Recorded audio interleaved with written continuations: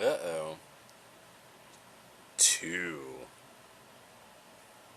Why? Because I gotta. I actually have been thinking, I was like, no, change. There's it honestly, this is something I got. Donald Trump once fired somebody on The Apprentice. This person actually failed because of something that really there was no way that they could. They made a call. The call didn't. It wasn't a good call. That was it. And this person took the L. They were like, no, I made a bad call, and that's that. That it was me. There's no way around that. I can't blame anybody else. I'm the head of the team, and I made this call specifically, and it did not work. And you could tell, like, this was one of these moments that Trump had to fire him. He had to be fired, but also this was a person who really would be very valuable. Like, anybody would want this person on, like, in their company.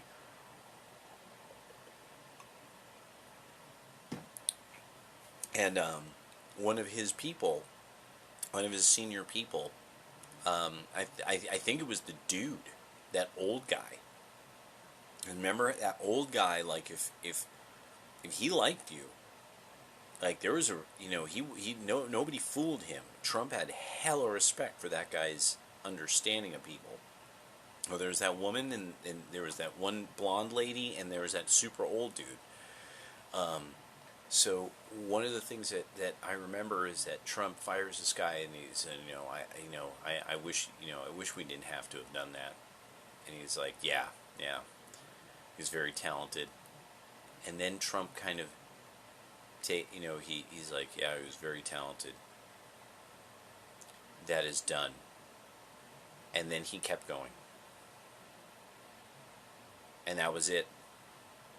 And I realize, I'm like, that's a good technique. That's a good mental technique. You have to say it out loud. And now that is done. And now this is finished. That's it. That is it. You have made your decision. There isn't a problem. You have made the decision. Now it is the next step. What is the next thing to do?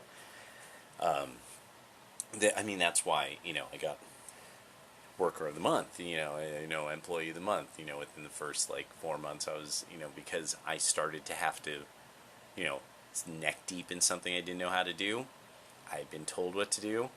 This, this is that, do that. And every time, that is now done. The next step is this. And that's it. And it helps. It really does help as the years go on, because a lot of men, there's a part of you that's still kind of boyish. You think about what could have been. It's not good. Somebody actually in the comments, I know there's something more to that. I bet the Orthodox really teach. They have, like, I bet the Orthodox really every so often have to, especially for men, have to do that, because I think men are much more. I think men are better at sort of confronting this idea of like the unhealthiness of nostalgia. That they get, like, no, I'm not what I was. I'm not the man I once was. I'm not in my prime. I can't do these things like I used to. Where women, we will not make women face their mortality. We will not do it. Every single possible thing in our society is to make women think you are as brilliant and beautiful as you were at 16 when you became a woman. That kind of thing. 14, 15, 16 when you became a woman. It's like, that idea of, like, that, because that is the idea, is that at 14, 15, 16, that women, that cotillions, botillions, bat mitzvah, there's bunches of these, the quinceañera, there's a bunch of these, 16 candles, all of it. So that's the idea, is that they now pass into the adult realm, and they have to start making adult decisions. They have to think like an adult. But that's not what we do. We say, no, now you're a woman, so now you're a girl forever. And so these are like, and that's why, they hit the wall, and they can't handle that. And it's like, how did nobody get that across to you? That after the age of 25, you start literally fading from the vision of men.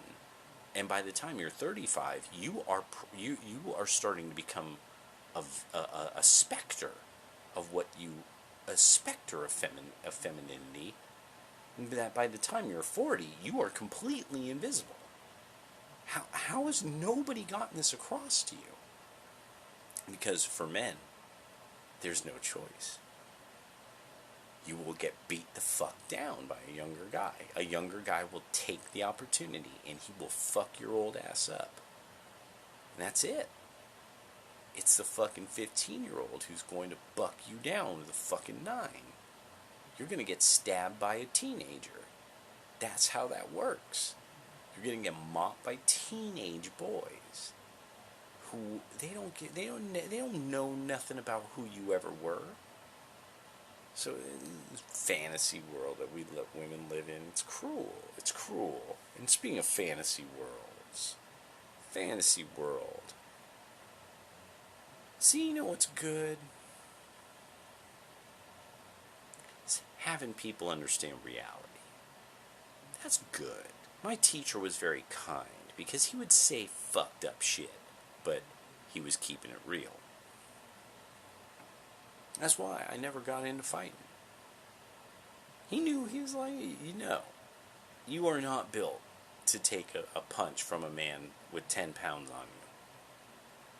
He will shatter you.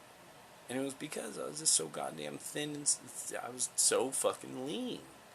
This is how it was, and it's like, there was somebody who started on the iron body. I didn't know my teacher even taught the iron body. But there was no way around it. I couldn't learn the iron bell because I didn't have that size on me. I wasn't that build. It would take time for something like the iron bell to take its course. Now, iron palm, I did learn. So, anyway. Transphobia is good. Yes. Transphobia is good and should be official government policy by John Zmirak on the stream. Fans of the grotesque don't need to read the stories of Flannery O'Connor or flip through art books savoring the paintings of the great Hieronymus Bosch. Everyday reality will scratch any sane person's itch for the lurid, the twisted, the ludicrous. Sometimes the spectacle is funny, sometimes baffling, but often it's genuinely sinister, especially if you remember the stakes for which we're playing, both in this life and the next. I just want to make sure. I had to do it. There's a street. All the apartments, all students renting these nice apartments. Maybe they're nice, I don't know. Then there's the houses. They're renting those houses of parties. Some of you who are in my city, you might have seen this car, the Bad Bitch Mobile. No, you can't miss it. If you will know you're seeing that car. It's not a guess. It says it on the car. Which makes me so curious about this girl. Like, how bad are you, bitch? But as I'm walking down that street, what do I see? 2 junkies doing something strange, but before I get to them, a pile. Not figuratively, a literal pile of fucking used needles. A pile of them. I should call the police. No. Actually, I should let the kids do it. Because me getting the police to do this, nobody will know what happened. But once one of these young women walks out there and literally starts to kind of literally throw up a little, she wants to throw up a little. She just totally can't believe it. Taking photos on her iPhone, putting it on social media. I win. When I make the women get upset about reality, so they're like, reality simply won't do. I want to be I want to be a bad bitch in a fabulous place. I want to be Fabu. I'm a bad bitch who wants to be Fabu style. I want 5-star days.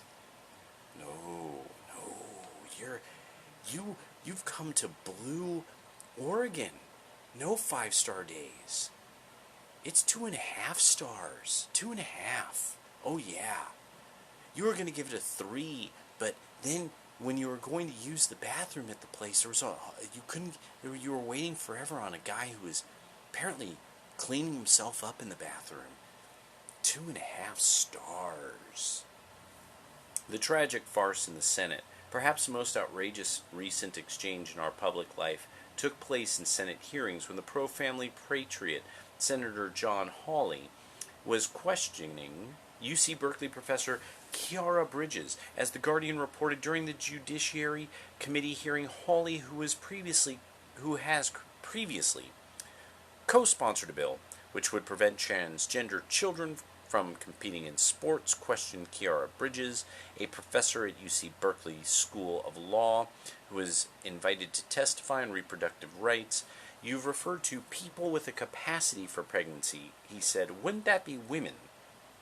Bridges replied, many women, cis women, have the capacity for pregnancy. Many cis women do not have the capacity for pregnancy. There are also trans men who are capable of pregnancy, as well as non-binary people who are capable of pregnancy. Hawley said, so this isn't really a women's rights issue. It's what?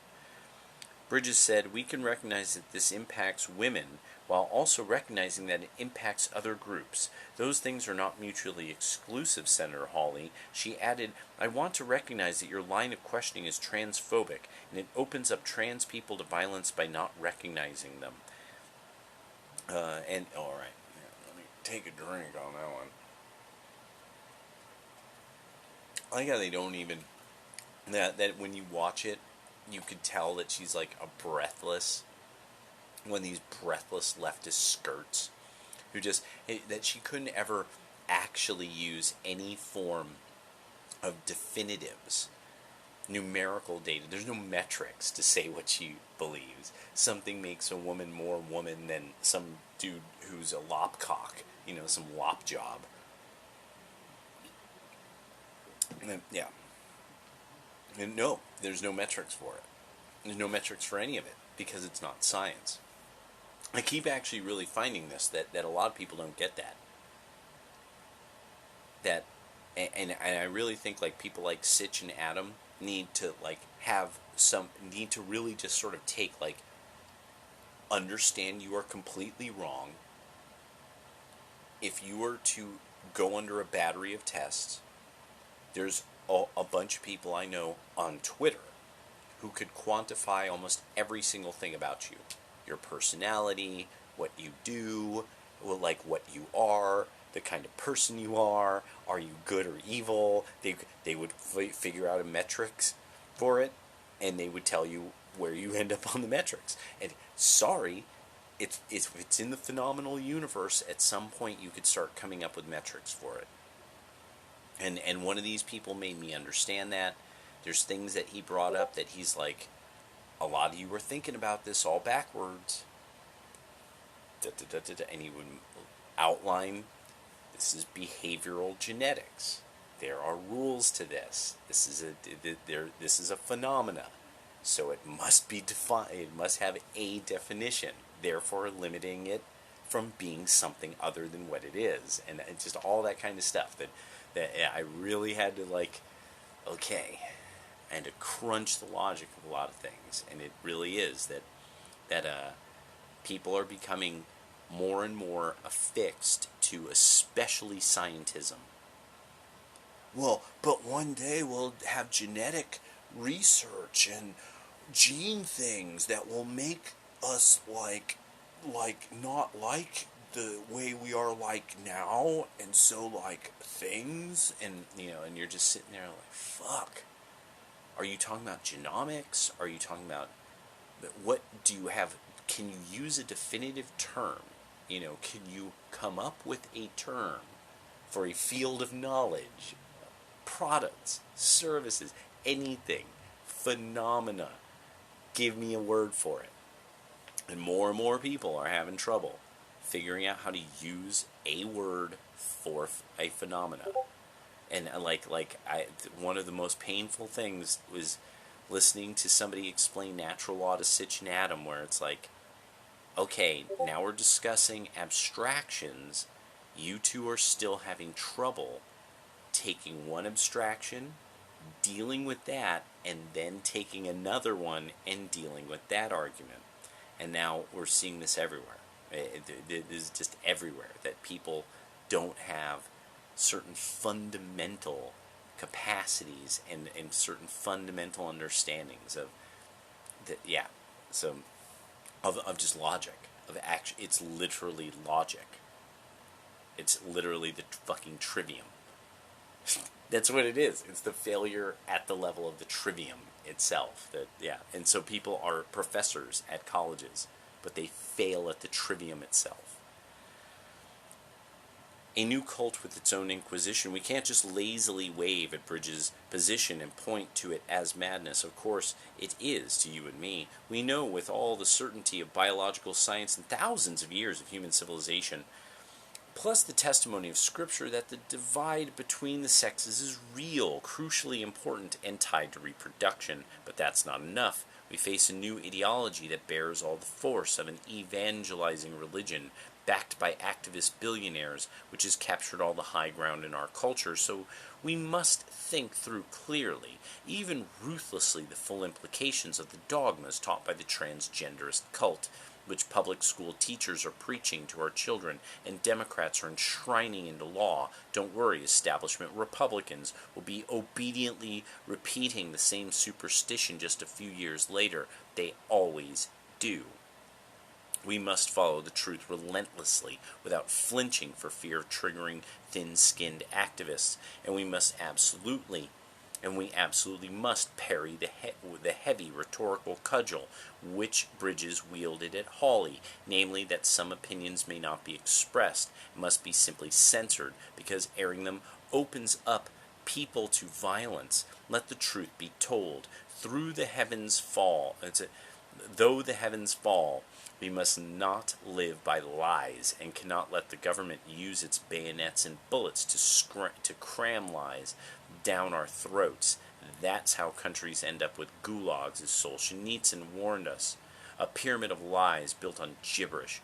All that by way of background to my central argument, which I'll lay out here in clear, inexorable steps. 1. Transgenderism is incoherent, and its claims are literally meaningless. Its political demands are arbitrary and shifting precisely because it is grounded in mental confusion, willful obfuscation, and pride-driven hatred of God's creation, that is, of material reality, the world, and our human place in it. One of the most important things. And you rarely find trans people who are just okay with themselves and like, oh, I have a job. They're not like dudes who are like, no, I have problems, but nobody cares, so I just keep working, keep living. That's it. That's a man's life. No. Trans people are trying to live a girl's life because everyone wants to listen to girls' emotions. Because there are supposedly lop jobs that are women, but they're very few and far between. This is mostly dudes avoiding hard work and being men. Because being men is hard. Everybody's allowed to abuse you. You're the victim of crime. If you're kind of small and wimpy, it makes sense. If you're ugly, women don't want you.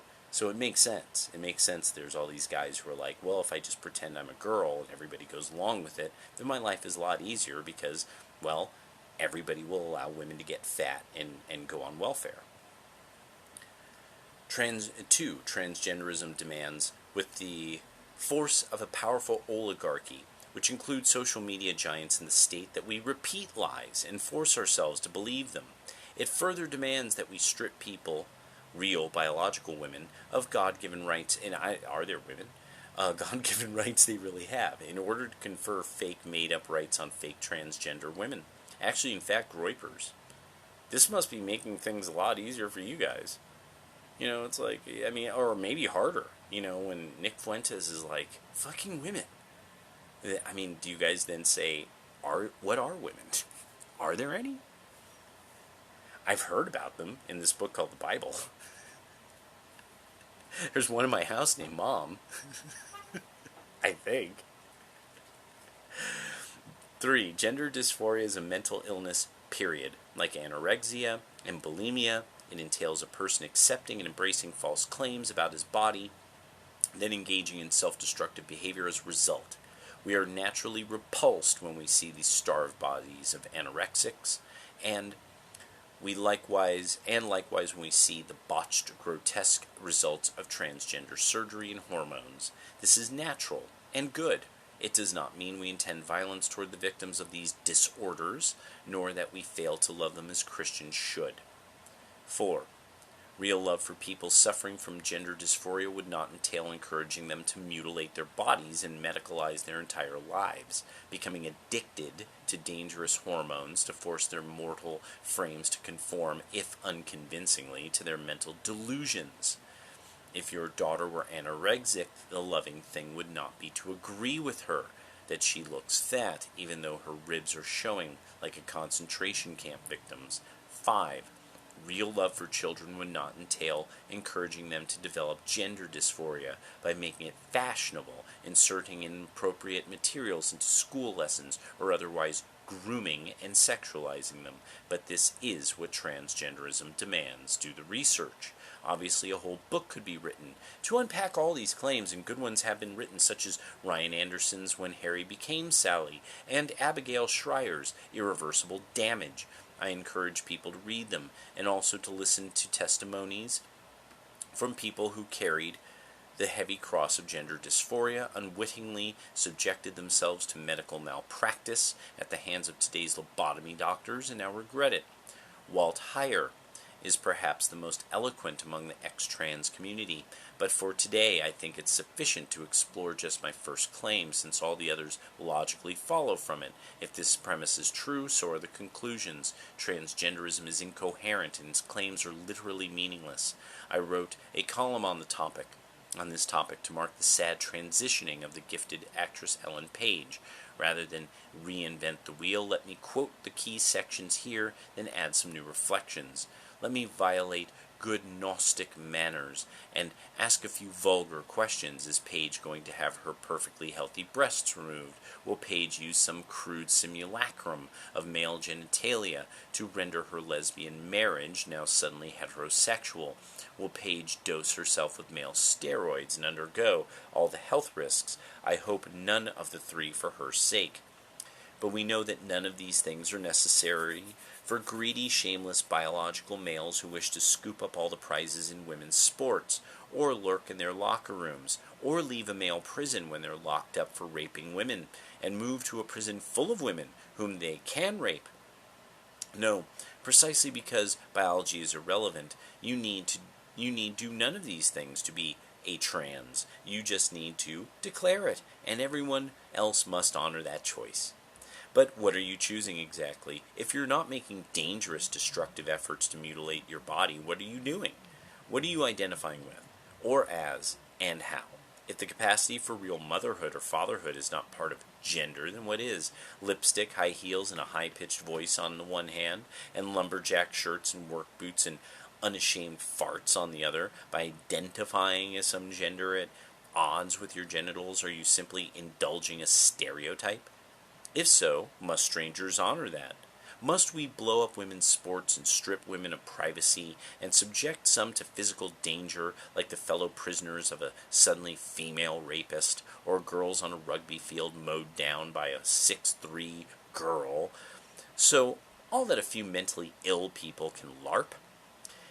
as we as a society have to nod along with them and agree to pretend to believe them. At this point, I insist on saying two things: no and hell no. A society that can force us to say that Bruce Jenner is a woman and Ellen Page is a man can force us to say anything at all, including that 2 plus 2 equals 5. Imagine instead of sex, we were talking about money. This is good.